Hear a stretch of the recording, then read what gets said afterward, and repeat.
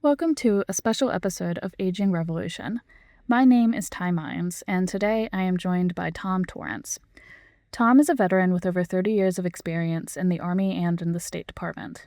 Most recently, however, he was a caretaker for his late husband. Today we will discuss his experience in the military and his caregiving journey. My first question is, can you share what your role was in the military and then later in the State Department? Sure. I went to college on an Army ROTC scholarship. So I was committed to spending a few years on active duty when I graduated. I was commissioned and served as a field artillery officer in the U.S. Army for a few years. Before I completed my initial commitment, the Army sent me to graduate school, so I had a few years tacked onto that. And so finally, after about almost a decade of serving on active duty, I resigned my commission because I had a standing offer from the State Department to join the diplomatic corps. And I did that for more than 2 decades. And I was in a sort of a nice position to be able to retire at age 50, as long as I had at least 20 years of government service. But when I retired at age 51, I actually had 30 years of government service.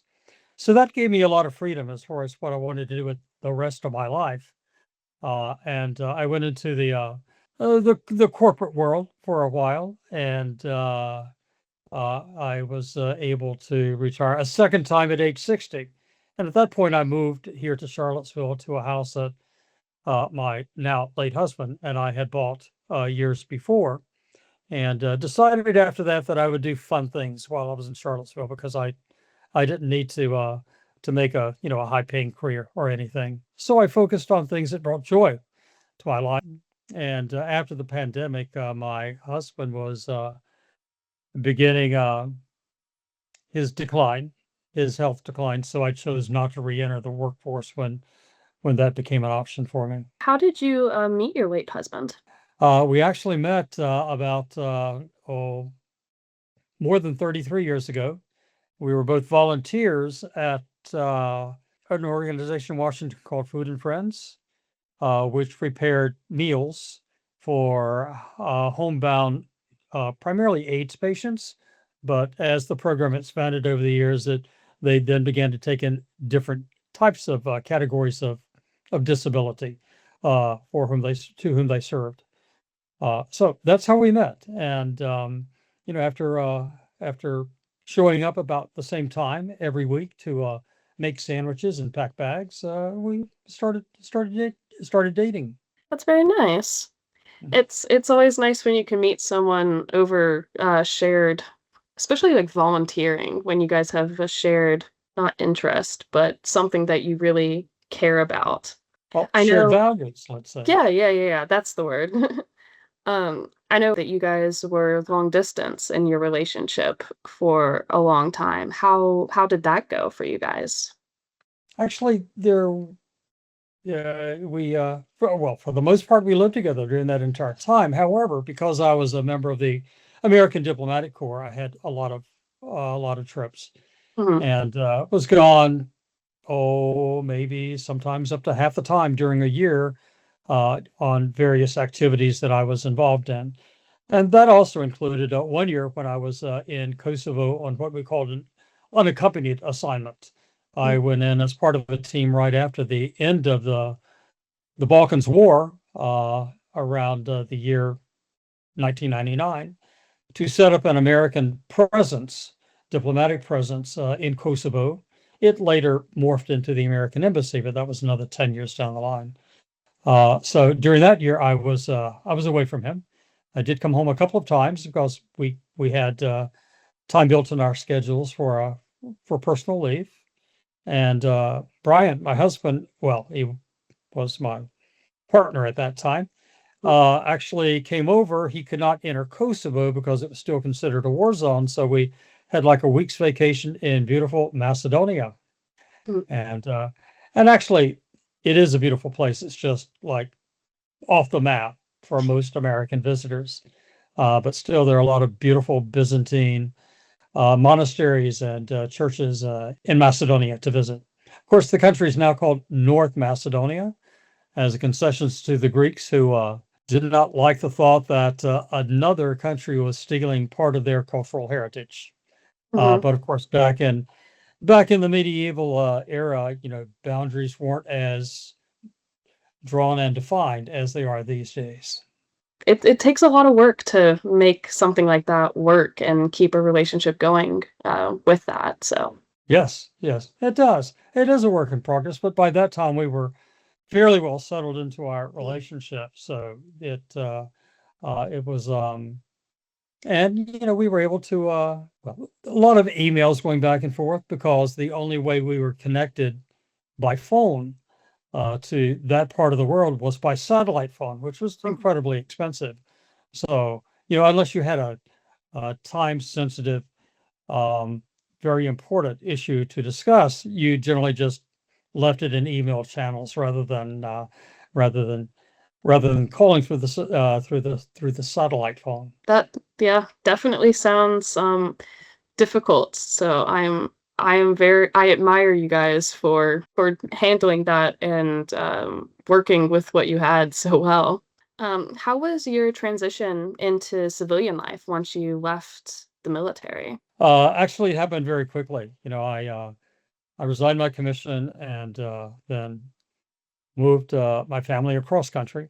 We were living in California. I spent most of my career, my Army career, at a cluster of places in and around Monterey, California, such as Fort Ord, which has now been closed, um, the Naval Postgraduate School, where I got my master's degree, and also the Defense Language Institute at the Presidio Monterey, where over the years I studied first Greek, later Arabic. Wow, that's isn't Arabic one of the most difficult languages to learn, especially as, like, an English speaker, or am I completely making that up? No, no, it Mm. is it is a difficult language. But I sort of worked at mine as building blocks. Greek was the first, Arabic was second, then Hebrew. So after you transitioned to civilian life, how was the transition, into undertaking a full-time caregiver role, around COVID? The transition actually wasn't very hard because actually, I couldn't work anywhere, and neither could Brian, my husband. He had been for several years before COVID. He had been an educator, instructor, guide, etc. at Montpelier. So he couldn't go back to work for a couple of years until they basically were able to reopen. And no, nor could I. But during that time, he suffered first a stroke, and then he had a very bad case of COVID that struck him when we were out in New Mexico, and I had to get him back to back to Charlottesville so he could be evaluated. And he was in the hospital for about 10 days. He seemed to be recovering, and then he needed emergency back surgery around Thanksgiving. He had just recovered from that when he suffered a devastating fall on a hardwood floor, and you know he spent 2 weeks at the shock trauma ICU at UVA, followed by 3 weeks at a rehabilitation hospital in Short Pump. So, but still, he was making a little bit of progress, but he never lost that fear of falling again. Mhm. And from that time on, he would not attempt to walk without using a rollator, let's say. Yeah. And he sort of stabilized, but he even got to the point where once or twice he drove his car, but really began settling into like a long, slow, steady decline after that. And then last year in 2025, he suffered another fall in May. And after that, I noticed it was just a big change in him. He began to sleep like 19 hours a day. Well, Um, and I could sort of sense that a transition was underway that basically, his body was sort of preparing for the end of his life. mhm. And a few months later, he fell again. And I for not for the first time, for probably the fourth or fifth or sixth time, I had to call the rescue services uh, to uh, to help him, and um, he had broken several ribs and needed to be taken to the hospital. And from there on, I could just see that he no longer, after almost 4 years of dealing with health issues, he was just exhausted from having to do that from time to time and never seeing any stabilization or improvement. So we sort of knew that when he came from home from the rehab center that he had pretty much lost the will to continue fighting and using the wonderful services of the Hospice of the Piedmont, as well as a personal friend who became his death doula for the last few weeks of his life. Um, we aimed at a holy and sacred transition for him, uh, and that's the way it turned out. Well, for starters, I just wanna say I'm sorry that you both had to go through that. Um, but second of all, I'm glad that Hospice of the Piedmont was able to be so helpful for you guys. I've had many conversations with them and with their death doulas, and I admire the work that they do and how much they help in situations like this. I do think it's it's a very important job to have. Yes, and I'm deeply grateful to all the folks from the hospice who helped me. They still stay in touch. They're offering services such as grief support services and things like that. Um, and yeah, that's all. It it's part of life, but Yeah. and it's a very difficult part of life. But I think I had a lot of internal resources, and I also had a lot of support and help from many, many, many people and activities that I had belonged in over the years. That sort of brought me through that. Yeah. But certainly it was the love and care and support of people who surrounded me with love during a period of great pain. That support, and community is such a big part, of caring. It's impossible to step into the caregiver role alone. It's just so what it requires of you is just not something that you should have to do by yourself. So I'm very glad that you had that support and community around you. But also I had to be open to that because I guess I took the typical male attitude of I can do this by Mhm. myself. And people would offer, oh, can I come over and sit with Brian while you go shopping or something like that? Or can I do this? Can I do that? And, I just wanted to say, I've got this. Yeah. And over time, though, I learned to, when someone asks for help, to find something that they could do, because what I realize is that their drive to help, to be of assistance and comfort to me, was as important to them as it was to me. And so I then began looking for ways for that people could help me out, either by chasing down information or running errands or whatnot. Yeah. The first step is often accepting to that help and accepting the support that you're being given, and it's not an easy thing to do, for many people, so I'm glad that you were able to find a way to accept that support. Yeah. That's something that I'm still continuing to learn, because even now, 6 months after Brian's death, people will reach out, and I've come to see that when you call on someone, you're not necessarily imposing on them, but instead you're giving them an opportunity to feed into this virtual cycle Mm. of love, action, and that it sort of snowballs as you go through this, Yeah. and you get to the point where you walk in a room and people say, "We're so glad to see you here," and what can we do for you? Things like that all the time. Um, it's like that saying, shared joy is doubled the joy and shared, sorrow is halved. Certainly. Are there any memories that you have of what felt rewarding or meaningful about caring for your husband?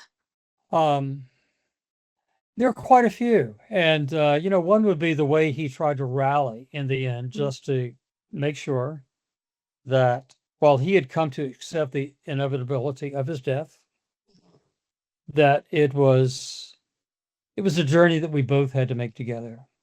yeah. So even though he was in the beginning of some dementia and had difficulty remembering most things because we had been together for 33 years, I could usually finish his sentences.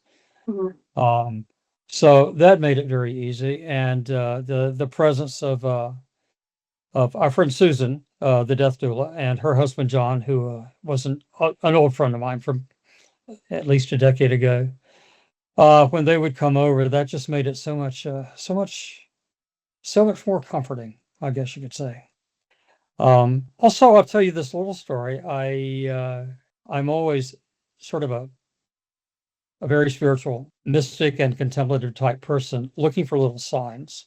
mhm, And this started about a month before Brian died, but I was sitting in the living room one day and in my favorite chair, and this female Carolina wren came up and sort of tapped on the plate glass window in the living room. And, I didn't think much of it. And another day, I was, in the dining room, actually looking out the window, and the same bird came up and tapped on the window a few times. That happened again when I was in the kitchen, tapping on the kitchen door, the glass door. And one time I was downstairs in the garage working at my workbench, and one of the garage doors was open, the other was not, and the same bird came up and tapped on the windows of the closed garage door. Even though if she had really wanted to get in the garage, she could have simply flown in through the open door. mhm. But tapped for a few minutes, and then I looked up, acknowledged her, and went on. And on the morning that Brian died, the bird came back and was tapping on the bedroom window. And by that time, the hospice nurse had gotten there and was taking all the details for next steps, arranging for his cremation and on and on and on. And she said, "The bird has come for Brian's soul. You need to open the window so his soul can fly out and join the bird." And then it just hit me that, this was all some sort of, miracle and wonder that I had been experiencing for 3 or 4 weeks at a time by that point. So I opened the window. It was cold. It was a cold day, winter morning. And she and I went into the living room to finish the report. And I just closed the door to the bedroom and, until Ruthie was gone, then I went back and suddenly I understand the message that the bird was trying to convey. And that gave me a great deal of comfort when I looked back and saw that, because I like to look at these little points in life that sometimes seem insignificant, but they all add up to something, and search for the meaning that comes uh, from from contemplating those. That's a beautiful story. Thank you for sharing. Did the VA or other veteran services provide you any support when you took on the caregiver role? The VA offered some support, but really because I do get some of my services from the VA. Mhm, Usually when I find that, let's call it civilian doctor mhm, is not providing the sort of support that I'm needing for something, I'll go to the VA and say, "Okay, can you provide me with this?" Well, the VA basically divides its veterans pool, let's say, into 8 different categories, depending upon many times, where a service-related injury occurred, or if it did. And, so I know that for some things, they simply say, "No, we can't provide any services at this time to someone who is in our 8th level of support." mhm. Um, and they indeed, I got some messages from the VA about this, but with Hospice of the Piedmont, with my with all of my friends, my church family, and on and on and on. I just felt like I had all the support that I needed, and I didn't specifically need the VA support that I knew was available, but wasn't sure that I'd qualify since there were so many other people who needed VA services much more than I did.